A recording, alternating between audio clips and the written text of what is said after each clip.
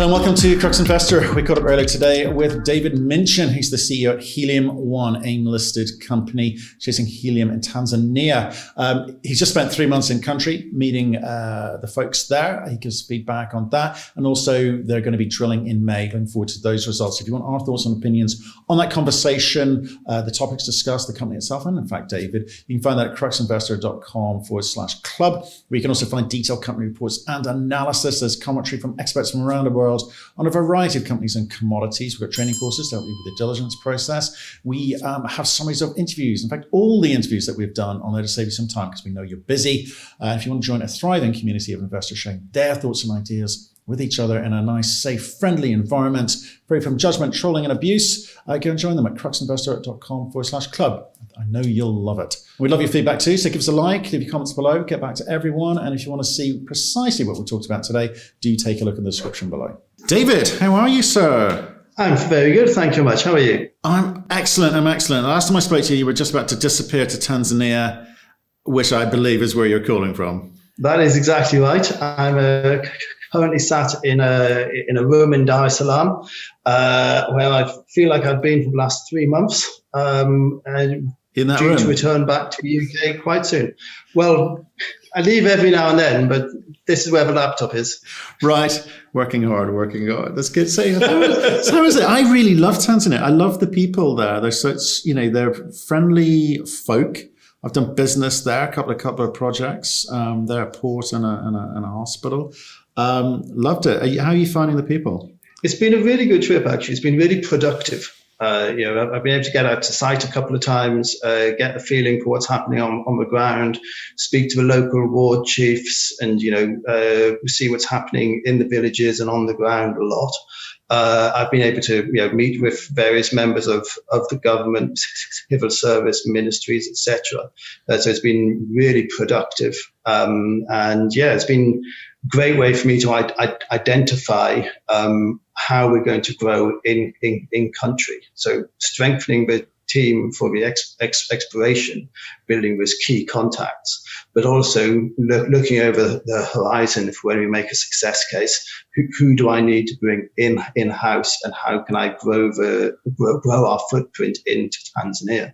Because in a company like ours, in the event of a success case, we'll be growing exponentially, and often it happens that your ability to grow your management team in depth can't keep up with the growth of the company and the growth of the share price. So it's been good for me to get an understanding of how business works in Tanzania and to look at how to grow my business as we develop. I mean, they're very keen on investment from outside. They're very keen. I know when we were doing business, got a military escort off the plane. That's how keen they were, all the way to the conference table. I just felt that they kind of removed obstacles and barriers to doing business in country. So, which ministries have you been talking with? Yeah, we're finding we're getting fantastic levels of support from all levels of the government. And it was one of the deputy ministers said to me, look, Tanzania needs a good news story. And Helium One is a good news story. So they're very keen to see the project as a success, because it helps them to sell Tanzania as an investment jurisdiction around the world. Yeah, I think so. And so, right, you left 3 months ago, dragging your wife and 2 kids along with you. So has it been worth it? What have you been doing with your time? What did the company want you to be doing there? And has it been successful as far as you're concerned? It's been a huge success. It's been good for me to understand how things are done here. Where the critical hurdles are, how to navigate them, who to use to help you. Who we would use to consult on issues, who we would bring in as a key member of the team. We're at the start of a long journey, and it's important to put your best foot forward from the beginning. Yeah. And people have been very pleased that I'm not a helicopter CEO coming in and spending a few days and then flying out again.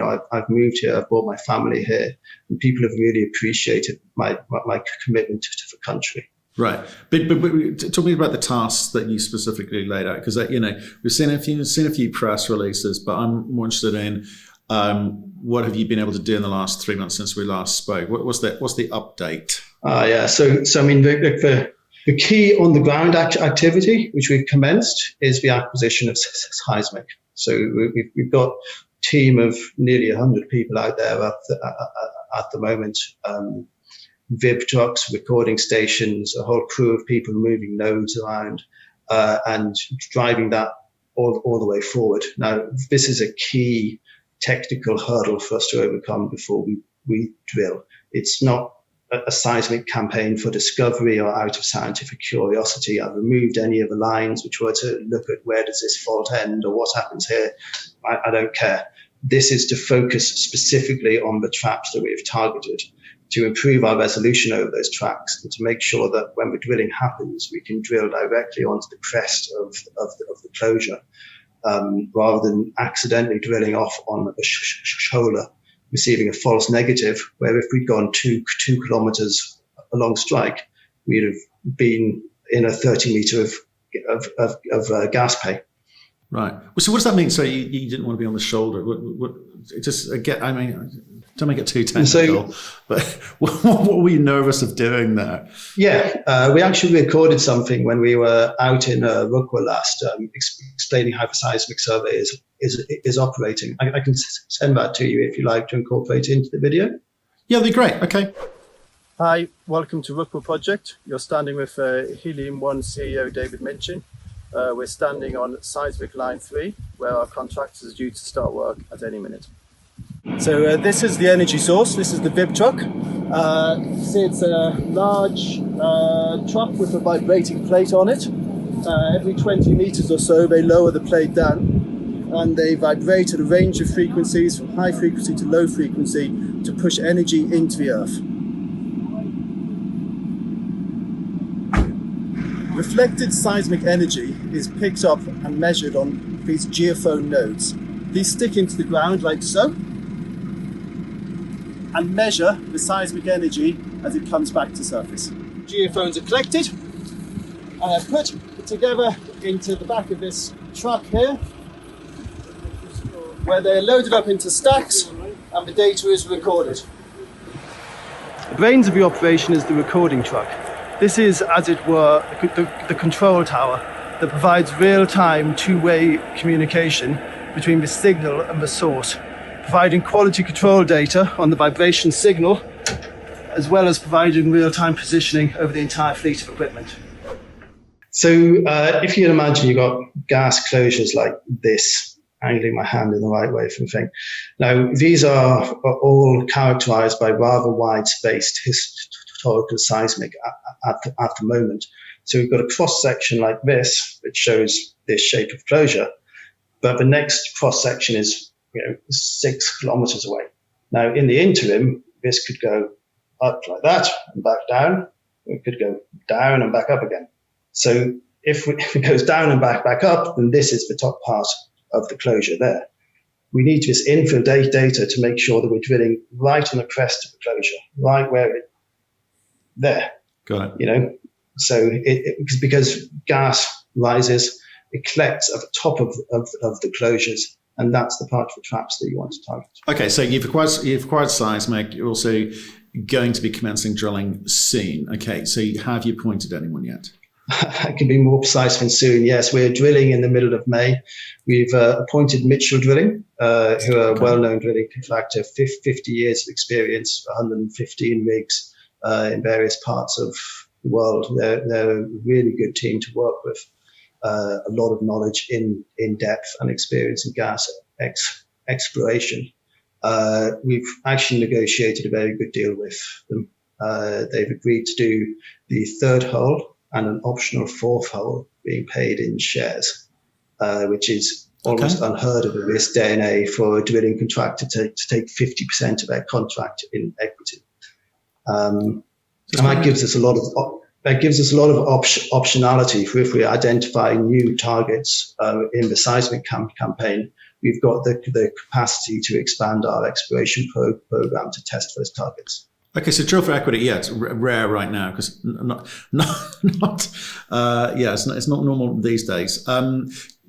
That does say a lot to me. That says they've got a high degree of confidence about what you've got there. I mean, I would put that as a big, green light, quite frankly. So what type of drilling are they going to be doing? Are they generally sort of shallow type stuff? Is it sort of exploration type drilling? Is that the nature of it? So we're going down to a depth of 1,200 meters. Okay.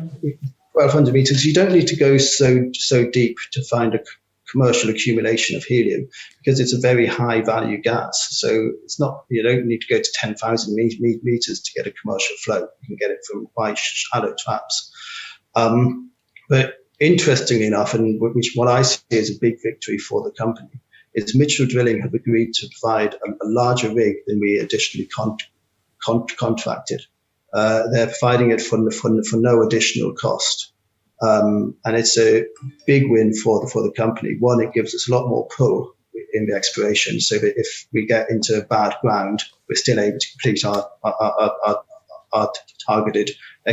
targeted drilling. But importantly, this rig they're providing to us, it's able to drill 6 3/4 inch core to a depth of 1,200 meters, which means it's suitable for the appraisal well drilling as well. So what's the difference between exploration and appraisal drilling? So appraisal drilling, exploration is to test if there is gases there and to attempt to take a sample of that gas. Appraisal well drilling is to understand the composition of the reservoir and to test the flow rate of that reservoir. So with the appraisal well drilling, we're literally poking a hole down. It'll be a HQ diameter by the time it gets into the target zones. That's a 10 centimeter open hole width. We are optimistic we can run wire lines down there. We can analyze for gas in mud as we drill.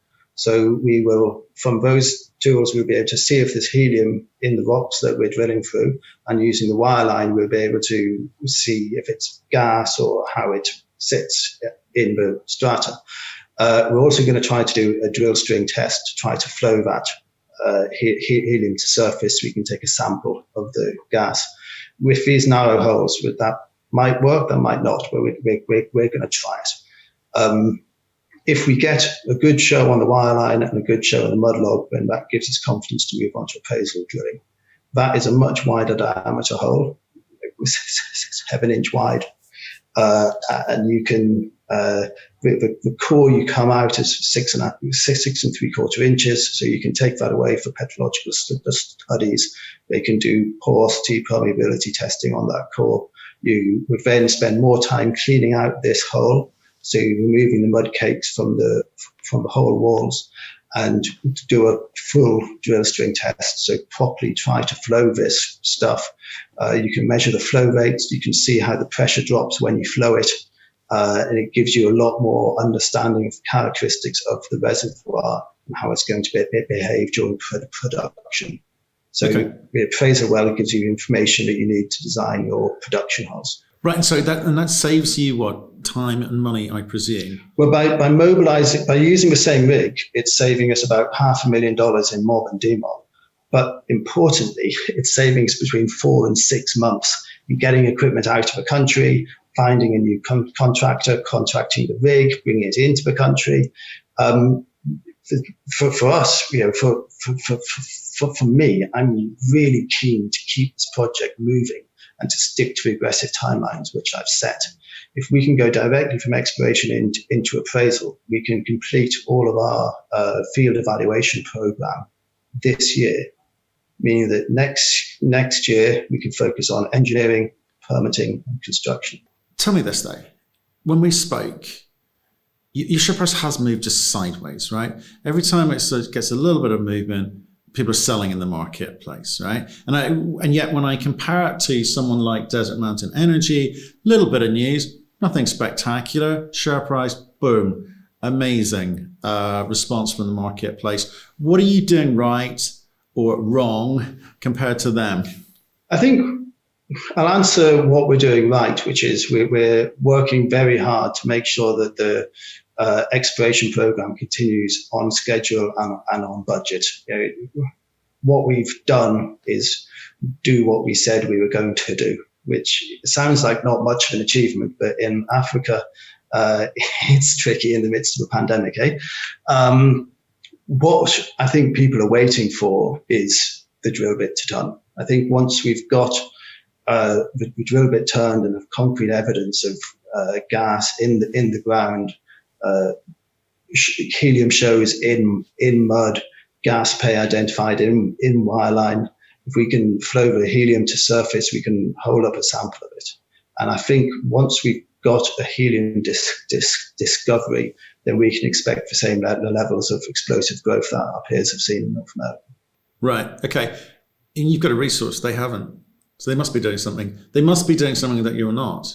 I know you want to talk about the good stuff, but what are you not doing that they're doing? They're exploring in brownfield basins. So these basins have been well drilled in the past for hydrocarbon exploration. They've been measured for helium shows.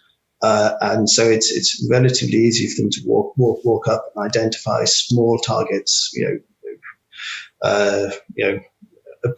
a billion cubic feet is global resource. I think Blue Star Helium have got 3.5 billion cubic feet. So it's a nice little pocket of helium. You can sell to the North American market. It's nice business. What we're doing is something much more ambitious. This is a greenfield target which has never been explored, where there's no holes that have tested it. What we have is much greater potential. We've got 138 billion cubic feet as a P50 resource. It's got the capacity not just to provide a small fraction of local market, but we can provide a meaningful quantity of 10 to 15% of global demand over the next 100 years. What we're doing is something which is going to change the way that helium is supplied across the globe for the next century.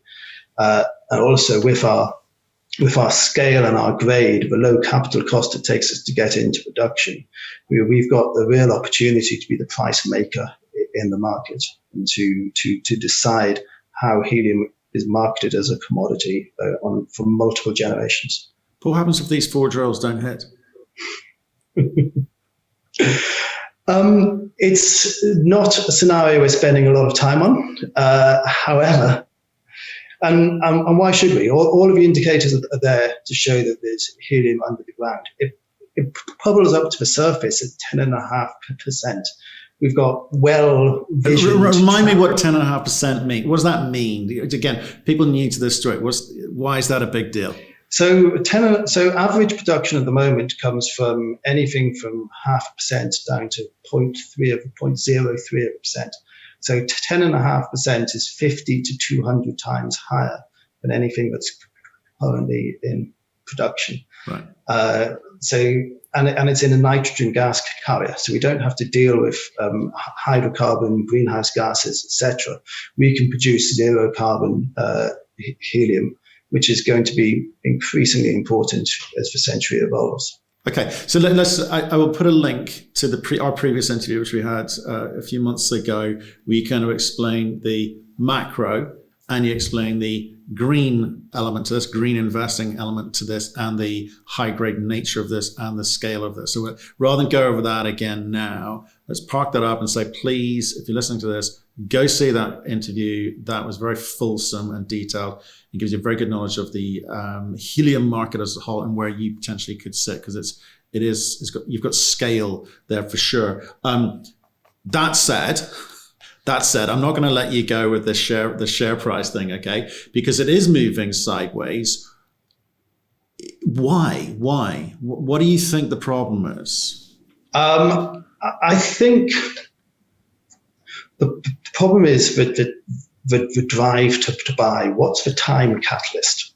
Now, throughout January, February, March, the time catalyst was we are drilling some point in the future. But why invest in helium today and sit there for 6 months? Why not invest in somewhere where there's a catalyst event coming sooner and you could get your reward faster? I think that as we're moving into drilling, we've announced it's mid-May. As we start mobilizing rigs and start mobilizing equipment, that catalyst is going to become more and more apparent. I think that's when we're going to start to see the price creeping up. Okay. And then what is plan B, by the way? So we've got 3 projects. As you know, Rukwa is our most advanced one because of the wealth of historic data that we had available. But Ayasi and Balangida are both equally unique in terms of geology and are also slightly different. So Ayasi and Balangida are both salt lakes. So in the subsurface, there's horizons of salt, which is the grade A capstone. So if we find the problem with Rukwa is that there's no seal, then we would have to go to Ayasi and Balangida, where we know that there's salt formations, which are going to be a perfect seal, and start again from there. Okay. So, right, just leave us with a final thought, if you don't mind. And I will encourage people to go to our previous interview, which we kind of went into, much longer and much more detail. I was intrigued to catch up with you and say, what have you been doing over there? Because you're coming back soon, aren't you? You're on your way back? Yeah, I'm flying back on Thursday. Good luck with that. 14-day quarantine. Traveling via Turkey, so I'm coming in from a greenest country. Oh right. You're going to get sneaky. I like it. Okay, so the reason I called was I want to know what you've done while you've been there. How have things meaningfully changed? Is it all around the getting the drill bit turning? That's what you wanted to be able to do while you were there, or at least start agree the process for it. My primary focus at the moment is to get that bit into the ground and get it rotating. That's when we will see that value add for all of our shareholders, is where we make that discovery. I've been focused on making sure we can get that done on time and budget, and so far, touch wood, things are going well. The other things we've achieved in country. The relationships we've made with the government, the relationships we've made with contractors, the view we've been able to take to look over the horizon on how to grow the team once we make a discovery. These are all really valuable things. Okay. What's your favourite thing that you've eaten since you've been there? This is imagine the sort of questions that are fellow media people ask, but I'm going to ask it today because I have memories of goat cooked overnight in sand, buried in sand. Fantastic. Go on then. What have you got? Well, I would have liked to have said a lovely salty cup of tea and an open fire chapati, which I took out at the Ayasi project in a mud hut covered in a tarpaulin.